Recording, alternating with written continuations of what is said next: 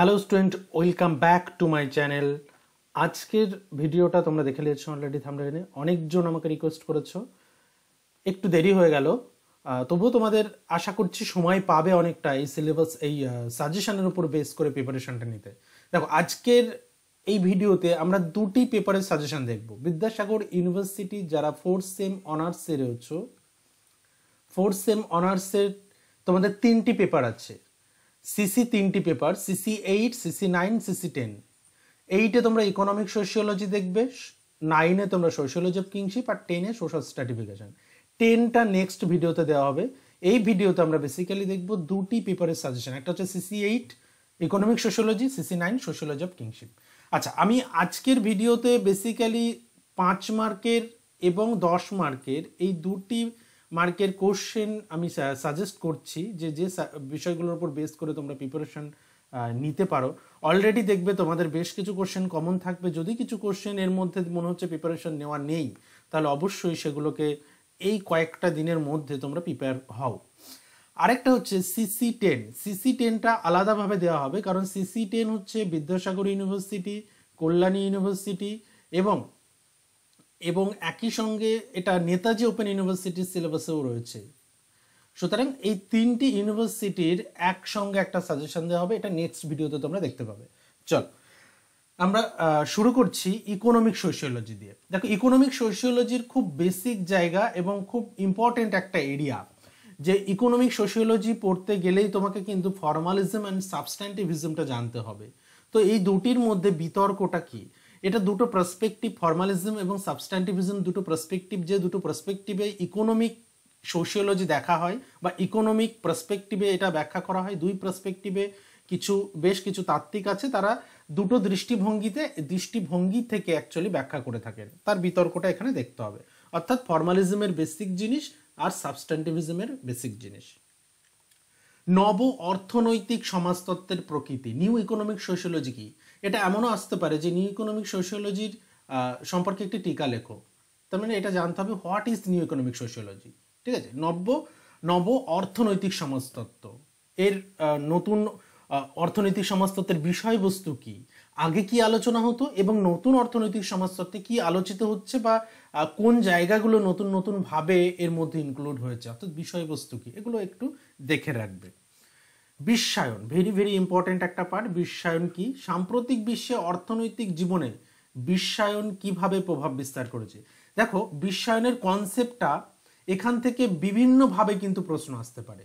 অর্থাৎ গ্লোবালাইজেশনের কনসেপ্ট যদি তোমাদের ক্লিয়ার থাকে, এখান থেকে বিভিন্নভাবে কিন্তু ঘুরিয়েও প্রশ্ন দিতে পারে। অর্থাৎ গ্লোবালাইজেশন থেকে যে প্রশ্ন পাবে, এটা আমি তোমাদের 100% দিচ্ছি কনফার্ম, যে গ্লোবালাইজেশন থেকে একটা কোশ্চেন পাবে। কিন্তু এই প্রশ্নটা না পেলেও এখান থেকে এই যে অর্থনৈতিক জীবন এবং বিশ্বায়ন, এই দুটোর কানেকশনটা, কনসেপশনটা ক্লিয়ার রাখবে, ভীষণ ক্লিয়ার রাখবে। তাহলে এখান থেকে যেভাবেই প্রশ্ন আসুক তোমরা অ্যাটেন্ড করতে পারবে। দেখো, আমি বেসিক্যালি অনার্সের পেপার, এটা যেহেতু অনার্সের সাজেশন, আমি কিন্তু কোশ্চেন ধরে ধরে কিভাবে লিখবে আমি প্রত্যেকটাই বলে দিচ্ছি। সুতরাং তোমরা শেষ পর্যন্ত দেখো প্রত্যেকটা কোশ্চেনের আমি কিভাবে অ্যাটেন্ড করতে বলছি। কারণ অনার্সের পেপারে একটু অন্যরকমভাবে প্রিপারেশন না নিলে কিন্তু তোমার মার্কস ভালো আসবে না। অনেক সময় আমরা কি করি, আমরা এসে বলি স্যার আমি তো অনেক লিখেছি, আমার নম্বর কেন আসেনি? তোমাকে exact to the point answer দিতে হবে। তোমাকে বুঝতে হবে অ্যাকচুয়ালি কি অ্যান্সার চেয়েছে আর তুমি কি দিতে চাই, কি দিচ্ছ। তো এই দুটোর মধ্যে যদি ভীষণ রকম অসামঞ্জস্যতা থাকে, তাহলে তো নম্বর ভালো আসবে না। তো সেই কারণে এই ট্রিকি কোশ্চেনগুলো ভীষণ রকম ভাবে ভালো করে বুঝে তোমরা অ্যান্সার দেবে। উৎপাদন ও ব্যবহার পদ্ধতি, production and consumption, very very important একটা পার্ট। এর সমালোচনামূলক একটা টিকা বা এর বেসিক আইডিয়াটা একটু জেনে রেখো। ঠিক আছে, পিটার ব্লাউ, বিনিময় নীতি তো তোমাদের আছে, বিনিময় আছে এখানে তোমাদের, যেহেতু এখানে এক্সচেঞ্জ আছে, এক্সচেঞ্জে পিটার ব্লাউ আর হুমান্স এই দুজনকেই পড়তে হবে। আমি এবছরের জন্য তোমাদের বেশি ফোকাস করতে বলছি পিটার ব্লাউটা, কিন্তু হোমান্সটা তোমরা শর্ট কোশ্চেনের জন্য দেখে রেখো। আমি এখানে শর্ট কোশ্চেনের সাজেশন দিইনি, কিন্তু আমি বলে রাখছি, তোমরা নোট করে নাও। হোমান্সের বিনিময় নীতির বেসিক পার্টটা তোমরা শর্ট কোশ্চেনের জন্য জেনে রেখো। পিটার ব্লাউয়ের বিনিময় নীতি। কৃষক সমাজ কি, পিজেন্ট সোসাইটি কাকে বলে, কৃষি সমাজের বৈশিষ্ট্য, খুব ইজি একটা বিষয়। তো তাহলে এটা অবশ্যই তোমরা দেখে রাখবে। এখান থেকে তোমরা যদিও 10 নম্বরের যদি কমন নাও পাও, 2 মার্কের অবভিয়াসলি এখান থেকে কমন পাবে। আমি যে প্রশ্নগুলোকে আমি তোমাদের এর মধ্যে আলোচনা করছি, এখান থেকে কিন্তু আলাদাভাবে তোমাদের শর্ট কোশ্চেনের প্রিপারেশন নেওয়ার দরকার নেই। আমি যেগুলো বলে দিচ্ছি পাশাপাশি এগুলোকে ধরে রাখো। যেমন বিশ্বায়ন, হোয়াট ইজ গ্লোবালাইজেশন, বিশ্বায়ন বলতে কি বোঝো, নিউ ইকোনমিক সোশিওলজি কি, what is formalism, what is substantivism, এই প্রত্যেকটা পার্ট থেকে কিন্তু 2 নম্বরের প্রশ্ন আসতে পারে। আমি একটা ভিডিও অলরেডি আপলোড করেছি, তোমরা আশা করছি দেখেছো, ইকোনমিক সোশিওলজির ওপর 2 মার্কের একটা কোশ্চেনের একটা ভিডিও, তোমরা দেখে নিও, আমি ডেসক্রিপশন বক্সে লিঙ্কটাও দিয়ে দিলাম। এইবার আসছি 5 মার্ক। 5 মার্কে তোমরা কি দেখবে, নিউ ইকোনমিক সোশিওলজি কিন্তু 5 মার্কেও আসতে পারে। দেখো এটা আমি রিপিট করলাম এই কারণে, কারণ তোমরা মেন্টালি প্রিপেয়ার থেকো যে 5 মার্কেও তোমাদের এটা লিখতে হতে পারে। দেখা গেল 10 নম্বরের জন্য হিউজ করে বড় করে তৈরি করে গেলে 5 নম্বরে তৈরি করতে পারছো না। তো সেই কারণে দুটোর জন্যই মেন্টালি প্রিপেয়ার থেকো।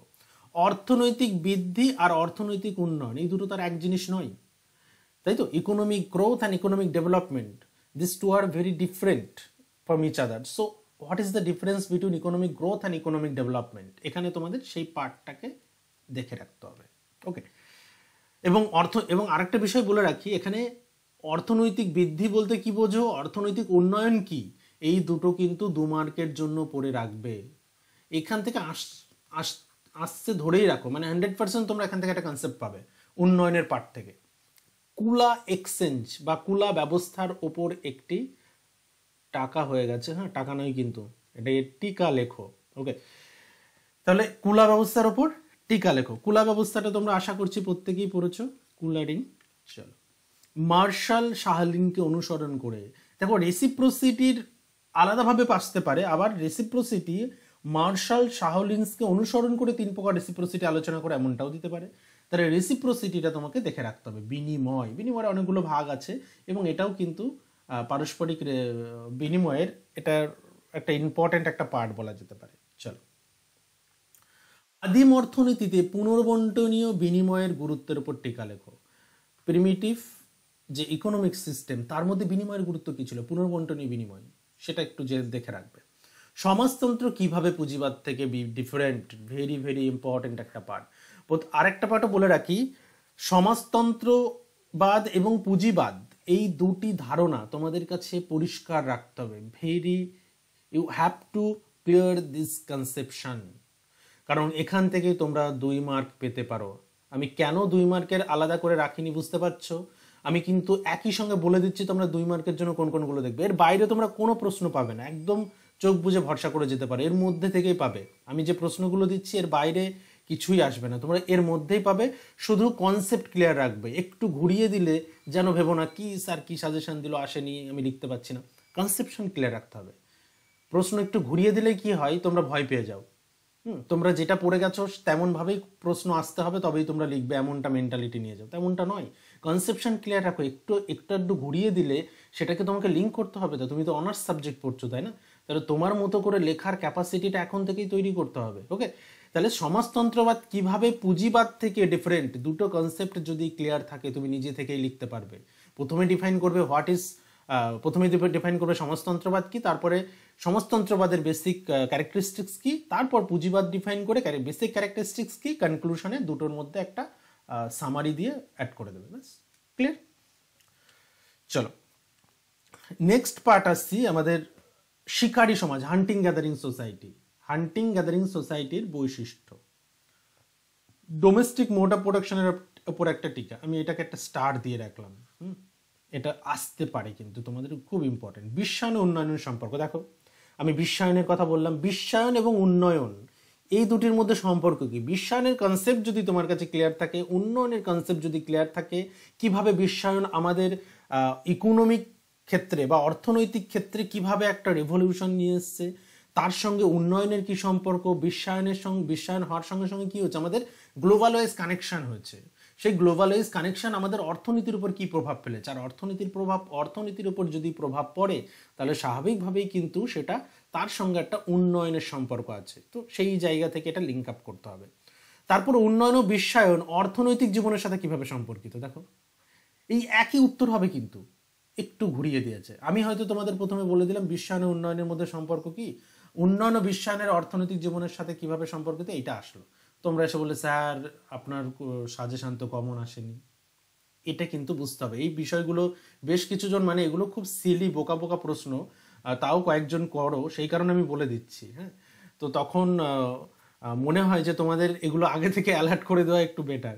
হ্যাঁ, তো এই জায়গাগুলোকে একটু ফোকাস রেখো, যে তুমি যে টার্মটা পড়ে যাচ্ছ কোনো প্রশ্ন ছেড়ে আসবে না, ছেড়ে আসার কোনো প্রশ্নই নেই, মানে ছেড়ে আসার কোনো প্রশ্নই নেই, প্রত্যেকটা কোশ্চেন অ্যাটেন্ড করবে এবং একটু কনসেপ্টও যদি জানো সেই কনসেপ্টের উপর বেস করে লিখে আসার চেষ্টা করবে।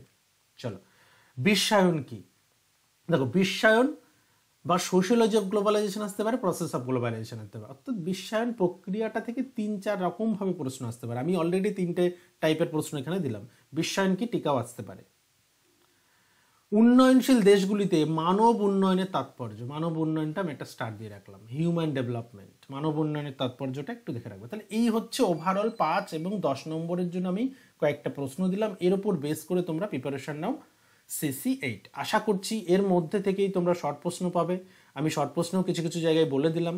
হ্যাঁ, এবং আমি আরেকটা ভিডিও রাখার চেষ্টা করছি যেখানে অনলি শর্ট কোশ্চেনে আলোচনা হবে উইথ অ্যান্সার। ওকে, এগুলো এখানে তো আমি অ্যান্সার দিতে পারলাম না, বড় কোশ্চেনে তার অ্যান্সার দেওয়া সম্ভব নয়। চলো, নেক্সট আসছি CC-9। CC-9 কি? Sociology of kinship. Sociology of কিংশিপের প্রথম প্রশ্নটা আমি রেখেছি, দেখো, আত্মীয়তার নারীবাদী দৃষ্টিভঙ্গি। আত্মীয়তার সঙ্গে নারীবাদী দৃষ্টিভঙ্গি কিভাবে যাচ্ছে, এটা আমি স্টার দিয়ে রাখলাম। 10 নম্বরের জন্য ভেরি ইম্পর্টেন্ট একটা কোশ্চেন। বিবাহ ব্যবস্থার পরিবর্তন সম্পর্কে আলোচনা করো, বিবাহের গুরুত্ব আলোচনা করো। দেখো, প্রথমত বিবাহ ব্যবস্থার পরিবর্তন, এটা কিন্তু তোমরা 5-এও পেতে পারো, 10-এও পেতে পারো।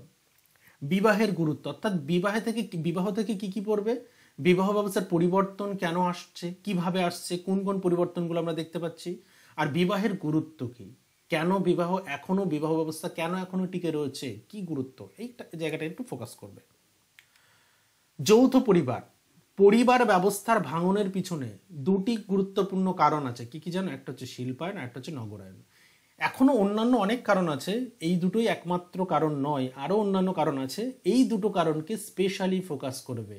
ইন্ডাস্ট্রিয়ালাইজেশন অ্যান্ড আরবানাইজেশনের রোল পরিবার ব্যবস্থা ভাঙনের পিছনে, অর্থাৎ যৌথ পরিবার ব্যবস্থা ভাঙনের কারণ পড়তে হবে তোমাদেরকে। আত্মীয়তা কি? আত্মীয়তার প্রকারভেদ। দেখো, এখান থেকে এই যে বিবাহ ব্যবস্থা, যৌথ পরিবার ব্যবস্থা, আত্মীয়তা, এখান থেকে কি কি শর্ট প্রশ্ন আসতে পারে তোমরা অবশ্যই নোট করে নাও। কিন্তু আত্মীয়তা বলতে কি বুঝি, আত্মীয়তা কি, বিবাহ ব্যবস্থা কি, বিবাহ কাকে বলে, বিবাহের 2টি গুরুত্ব লেখো, যৌথ পরিবার ব্যবস্থা কাকে বলে, যৌথ পরিবার ভাঙনের একটি কারণ লেখো, আত্মীয়তা কি, আত্মীয়তার প্রকারভেদগুলি থেকে কিন্তু 2 মার্কের প্রশ্ন আসবে। ক্লিয়ার? এখান থেকে কি কি শর্ট কোশ্চেন আসতে পারে। চলো, এরপর আসছে আমাদের আত্মীয়তার খুব গুরুত্বপূর্ণ একটা পার্ট, একটা হচ্ছে উত্তরাঞ্চলের আত্মীয়, একটা দক্ষিণাঞ্চলের আত্মীয়। এই দুটো সংগঠন সম্পর্কে আলোচনা করো, এবং আরেকটা ভাবেও আসতে পারে এই দুটো সংগঠনের পার্থক্য কিন্তু আসতে পারে। তাহলে এই দুটো সংগঠনের পার্থক্য দেখে যাবে, অর্থাৎ দুটো সংগঠন যখন তুমি আলোচনা করছো সেখানেই কিন্তু ডিফারেন্সেস তৈরি হবে। কারণ উত্তরাঞ্চলের আত্মীয় এবং দক্ষিণাঞ্চলের আত্মীয় সংগঠনের মধ্যে একটা ডিফারেন্স, ভীষণ রকমের একটা ডিফারেন্স দেখা যায়। তো সেগুলোকে কিন্তু অবশ্যই হাইলাইট করে রাখতে হবে, এটা 2 মার্কের জন্য আসতে পারে। চলো, নেক্সট আসছি আমাদের 5 নম্বর। বিবাহ বলতে কি বোঝো? বিবাহের বিভিন্ন প্রকার, এই বিবাহের প্রকার এখান থেকে 2 মার্ক কমন পাবেই। দেখো, 2 মার্কের কোশ্চেন আমি এখানে কি কোন কোন ভাগগুলো পড়বে, বিবাহের ভাগ, পরিবারের শ্রেণী বিভাগ, আর আত্মীয়তা। এই যে 3টি মূল তোমাদের থিম, 3টি মূল টপিক, এই 3টি মূল টপিকের শ্রেণী বিভাগ অবশ্যই দেখবে। শ্রেণী বিভাগ থেকেই কিন্তু তোমরা 2 মার্কের কোশ্চেন পাবে। পরিবারের পরিবর্তিত অবস্থা সম্পর্কে একটা টিকা। দেখো, পরিবারও তো পরিবর্তিত হচ্ছে, কারণ যৌথ পরিবার তো ভেঙে গেছে। যৌথ পরিবার ভেঙে আজকে আমাদের বর্তমানে আমরা নিউক্লিয়ার ফ্যামিলি দেখতে পাচ্ছি। হ্যাঁ, সেই নিউক্লিয়ার ফ্যামিলিতে বা একক পরিবারের ক্ষেত্রে একক পরিবার এবং একই সঙ্গে আরও বেশ কিছু পরিবর্তন এসেছে, সেই পরিবর্তনগুলো সম্পর্কে একটু দেখতে হবে। পিতৃতান্ত্রিক পরিব্যবস্থা, লিঙ্গ বৈষম্য। পিতৃতান্ত্রিক পরিবার ব্যবস্থা, লিঙ্গ বৈষম্য। দেখো, লিঙ্গ বৈষম্যের প্রধান কারণ তো পিতৃতান্ত্রিক আমাদের সমাজ ব্যবস্থা, তাই তো? তো পিতৃতান্ত্রিক পরিবার ব্যবস্থা যদি হয় সেখানে কিন্তু আমরা একটা লিঙ্গ বৈষম্য দেখতেই পাই। সুতরাং লিঙ্গ বৈষম্যের বেসিক আইডিয়া ক্লিয়ার রাখতে হবে এবং পিতৃতান্ত্রিক ব্যবস্থা এখানে কিভাবে লিঙ্গ বৈষম্য তৈরি করছে সেটা এখানে তুলে ধরার চেষ্টা করবে। ভারতের সমাজে আত্মীয়তা সম্পর্কের গুরুত্ব, এটা আমি একটা স্টার দিয়ে রাখলাম, আত্মীয়তার গুরুত্ব। এরপর আসছি নতুন একটা কনসেপ্ট, লিভ ইন রিলেশনশিপ, তাই তো? লিভ ইন রিলেশনশিপ এটা হচ্ছে রিইমাজিনিং ফ্যামিলির মধ্যে আমাদের দেখতে হবে, যে নতুনভাবে আমরা যে ফ্যামিলির কথা ভাবছি বা যে পরিবর্তনগুলো আমরা দেখতে পাচ্ছি পরিবার ব্যবস্থা বা বিবাহ ব্যবস্থা, সেখানে লিভ ইন রিলেশনশিপ একটা রিলেশনশিপ যেটার ওপর টিকা কিন্তু আসতে পারে। আমি এটার ভালো বাংলা আমি ঠিক এখানে দিতে পারলাম না, তো সেই কারণে আমি ইংলিশ টার্মটাই এখানে তুলে ধরেছি। ওকে, আর আমি আজকের সাজেশনও দেখবে তোমাদের আরও বেশ কিছুটা আমি ইংলিশে দিয়েছি, যেগুলোর বাংলা টার্মগুলোর থেকে আমি ইংলিশ টার্মগুলোতে বেশি প্রিফার করি, কারণ বাংলা বিভিন্ন জায়গায় বিভিন্ন রকম লেখা থাকে, ঠিক আছে? বিভিন্ন বইতে আমরা বিভিন্ন রকম পাই। দেখো আরেকটা গুরুত্বপূর্ণ পার্ট, এটা অবশ্যই দেখবে, আমি এটা 100% একটা চান্সেস দিয়ে দিলাম, সহায়ক প্রজনন প্রযুক্তি, ART বা নিউ প্রোডাক্টিভ টেকনোলজি, যেমন IVF। ওকে, এই যে নতুন যে রিপ্রোডাক্টিভ টেকনোলজিসগুলো, সেই টেকনোলজিসগুলো কি কি এখানে তোমরা দেখে রাখবে। এরপর আছে সিঙ্গেল প্যারেন্ট ফ্যামিলি, রিইমাজিনিং ফ্যামিলি বা ফ্যামিলি সিস্টেমের আরেকটা পার্ট, যেটা আমি ওখানে উল্লেখ করলাম না, পরিবারের পরিবর্তিত ব্যবস্থা, সিঙ্গেল প্যারেন্ট ফ্যামিলি। ওকে, বা তোমরা আরেকটা দেখতে পারো সেম সেক্স ম্যারেজটাও কিন্তু একটু দেখে রাখতে পারো বিবাহের একটা পার্ট হিসেবে। Okay, same sex marriage, single parent family, এটা একটা বর্তমান সময়ে আমাদের নতুনভাবে আত্মীয়তা সংগঠনের কিছু পরিবর্তন আমরা দেখতে পেয়েছি। ওকে, তারপর আসছে রিইমাজিনিং ফ্যামিলির উপর একটা টিকা, এর মধ্যে সমস্ত পার্টগুলো থাকবে, লিভ ইন রিলেশনশিপ থাকবে, সিঙ্গেল প্যারেন্ট ফ্যামিলি থাকবে, স্যারোগেসি থাকবে। ওকে, তো এটা কিন্তু আমি স্টার মার্ক দিয়ে রাখলাম। চলো এরপর আসছি লাস্ট পার্ট, আত্মীয়তা বলতে কি বোঝো, এটা একদম প্রথমেই আমি বলে দিলাম 2 নম্বর এবং 5 নম্বরের জন্য রাখবে। কনস্যাঙ্গুইনিটি ক্ল্যান, দেখো কনস্যাঙ্গুইনিটি কি, আত্মীয়তা মূলত 2 ভাবে হয়, একটা হচ্ছে বিবাহ, 2 ভাবে না 3 ভাবে হয়ে থাকে, তাই না, বা 4 ভাবেও বলতে পারি, আমরা মূলত 2টো ভাবে গুরুত্ব বেশি দিই, একটা হচ্ছে বিবাহ আর একটা হচ্ছে রক্তের সম্পর্ক, বাই ব্লাড বাই ম্যারেজ, তাই তো? তাহলে কনস্যাঙ্গুইনিটি, এই যে কনস্যাঙ্গুইনিটি কি, এটা পড়তে গেলে এটা এই পার্টটা তোমরা কিন্তু টিকার জন্য তৈরি করে রাখবে। এটা হচ্ছে বাই ব্লাড রিলেশন, যেটাকে আমরা বলছি বাই ব্লাড হলে কনস্যাঙ্গুইন, আর বাই বিবাহ ম্যারেজ হলে সেটা অ্যাফাইনাল। ওকে, বা অ্যাফিনিটি, আর এটা হচ্ছে কনস্যাঙ্গুইনিটি। ওকে, ক্ল্যান গোত্র, ডিসেন্ট বংশ, ফিলিয়েশনস, হোয়াট ইজ ফিলিয়েশনস, এটাকে আমি স্টার দিয়ে রাখলাম। ইনসেস্ট ট্যাবু বা এটার বাংলা আমরা বলতে পারি যে অজাচারী নিষেধাজ্ঞা, মানে খুব ক্লোজ রিলেশনশিপে বিবাহ এবং সেক্সুয়াল রিলেশনশিপের ক্ষেত্রে একটা নিষেধাজ্ঞা। এবং লাস্টলি পরিবারের কার্যাবলীটাও দেখে রেখো, এটা আমি লাস্টে অ্যাড করলাম যে এখান থেকে তোমরা এটা পেতেও পারো, আসতেও পারে, আমি এটা কম ইম্পর্টেন্ট, একটু লেস ইম্পর্টেন্ট, কিন্তু দেখে রেখো। আর এখানে দেখবে ফিলিয়েশনস আর ইনসেস্ট ট্যাবুটা বেশি গুরুত্ব দেবে, আর পরিবারের কার্যাবলীটা দেখে রাখবে, এখান থেকে 2 মার্কের পেতে পারো। ওকে, এই হচ্ছে ওভারঅল আমাদের আজকের আলোচনা। CC-10টা আমরা নেক্সট দিন আলোচনা করব। ওভারঅল CC-8 এবং CC-9 তোমাদের কাছে আশা করছি পরিষ্কার। এর মধ্যেও কোনো পার্ট যদি তোমাদের এই কয়েকদিনের মধ্যে যদি তোমাদের ক্লাসের প্রয়োজন হয়, যে এই টপিকটা আমাদের একটু কনসেপশনটা ক্লিয়ার করে দিলে ভালো হয়, অবশ্যই তোমরা জানিও। কোনো রেকর্ডেড ক্লাস থাকলে আমি সেটা তোমাদের লিঙ্ক শেয়ার করে দেবো, অথবা তার উপর বেস করে আমি একটা নতুন ক্লাস বা নতুন ভিডিও আপলোড করব। ওকে, ঠিক আছে, দেখা হচ্ছে নেক্সট ভিডিও CC-10-এ।